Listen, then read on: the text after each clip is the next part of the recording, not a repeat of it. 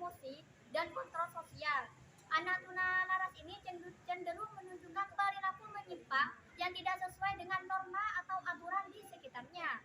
Tunalaras juga bisa diartikan sebagai seseorang yang memiliki tingkah laku atau perilaku ekstrim dan tidak sesuai norma yang berlaku di masyarakat. Intinya, tunalaras itu dapat disebabkan karena faktor internal maupun faktor eksternal atau pengaruh dari lingkungan sekitarnya. Terima kasih. Selanjutnya adalah karakteristik akademik anak tunalaras. Nah, kelainan perilaku akan mengakibatkan adanya penyesuaian sosial dan sekolah yang buruk. Akibat penyesuaian yang buruk tersebut, maka dalam belajarnya dapat memperlihatkan ciri-ciri sebagai berikut. Yang pertama adalah pencapaian hasil belajar yang jauh di bawah rata-rata.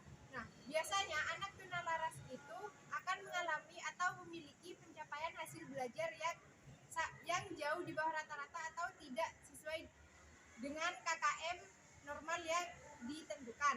Yang kedua adalah seringkali dikirim ke ruangan kepala sekolah atau ruangan bimbingan untuk tindakan disipliner.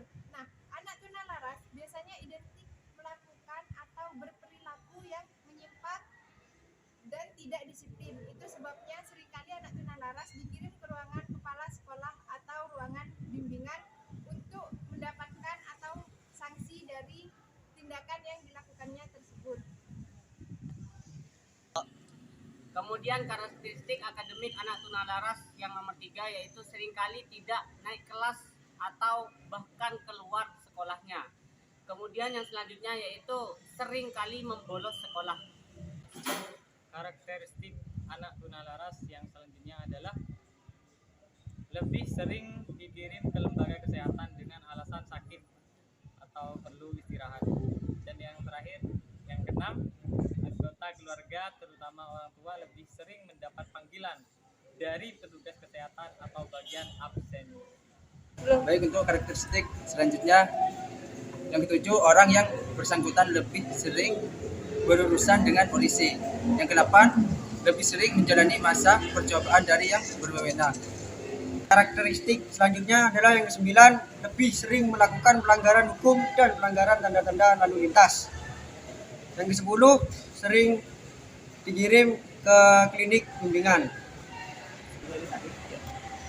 Kemudian saya akan menjelaskan tentang pengaruh anak tunalaras terhadap perkembangan akademik sosial. Sebagaimana kelompok khusus anak luar biasa, anak tunalaras memiliki karakteristik tersendiri dalam belajarnya, yang relatif berbeda dengan kelompok anak luar biasa yang lain ataupun anak normal. Perbedaan karakteristik tersebut muncul sebagai akibat dari ketunalarasan yang disandangnya, bahwa ketidakmatangan sosial atau emosionalnya selalu berdampak pada keseluruhan perilaku dan pribadinya, termasuk dalam perilaku belajarnya. Secara umum dikatakan bahwa proses belajar akan berlangsung secara optimal bila salah satu di antaranya ada kesiapan psikologis dari peserta didik. Anak tunalaras karena ketidakmatangan dalam aspek sosial atau emosionalnya jelas akan menghambat kesiapan psikologisnya, sehingga optimalisasi proses belajarnya juga akan terhambat. Yang berikut 7 faktor yang turut memberikan kontribusi terhadap prestasi anak, yaitu yang pertama, kemampuan anak untuk mengatasi kecemasan. Yang kedua, perasaan harga diri. Yang ketiga, konformitas terhadap tuntutan otoritas. Yang keempat, penerimaan kelompok sebaya. Yang kelima, kurangnya konflik dan sifat ketergantungan. Yang keenam, keterlibatan dalam aktivitas akademik. Dan yang terakhir, kemampuan dalam merancang tujuan yang realistik. Dikatakan bahwa pada anak tunalaras cenderung kurang memiliki beberapa kemampuan di atas.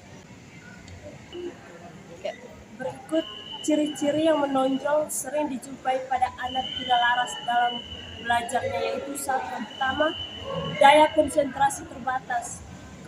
Kemampuan anak untuk memastikan perhatian sangat terbatas, sensitif terhadap rangsangan dari luar karena mudah terlihat perhatiannya dan tidak tahan belajar dalam waktu yang relatif lama. Yang kedua, kurang mampu belajar dari pengalaman. Artinya, sulit belajar dari pengalaman sendiri maupun orang lain, karena itu cenderung mengulang kesalahan-kesalahan yang telah diperbuat sebelumnya. Yang ketiga, kurang motivasi. Motivasi belajarnya rendah, karena itu cenderung cepat bosan, malas, bahkan sering meninggalkan kelas dengan berbagai alasan. Yang keempat, kurang disiplin. Anak tunalaras cenderung tidak mau bahkan menentang otoritas sekolah melalui aturan-aturan atau tata tertib yang berlaku. Mereka cenderung ingin bebas dan menurut kemauannya tersendiri. Kemudian yang keenam yaitu kurang memiliki sikap kerjasama dan toleransi, yang artinya itu anak tunalaras cenderung ingin menang sendiri, kurang memikirkan kepentingan dan penghargaan terhadap orang lain. Yang ketujuh, sensitif terhadap hal-hal yang dianggap merugikan dirinya. Hal-hal yang dianggap merugikan atau mengganggu kepentingan cenderung ditanggapi secara tepat dengan cara-cara yang negatif. Kemudian yang delapan yaitu kurang memiliki kesabaran. Apabila kondisi emosionalnya sudah terangsang, apalagi yang sifatnya negatif, anak langsung tampak emosional dan tidak mampu mengendalikan akal sehatnya. Kemudian yang kesembilan yaitu kurang mampu berpikir secara komprehensif dan kemampuan analisisnya yang rendah. Memiliki cara-cara tersendiri dalam mengolah dan memahami informasi. Mungkin itu saja yang bisa kami sampaikan. Kurang dan lebihnya mohon maaf. Sekian, terima kasih. Wassalamualaikum warahmatullahi wabarakatuh.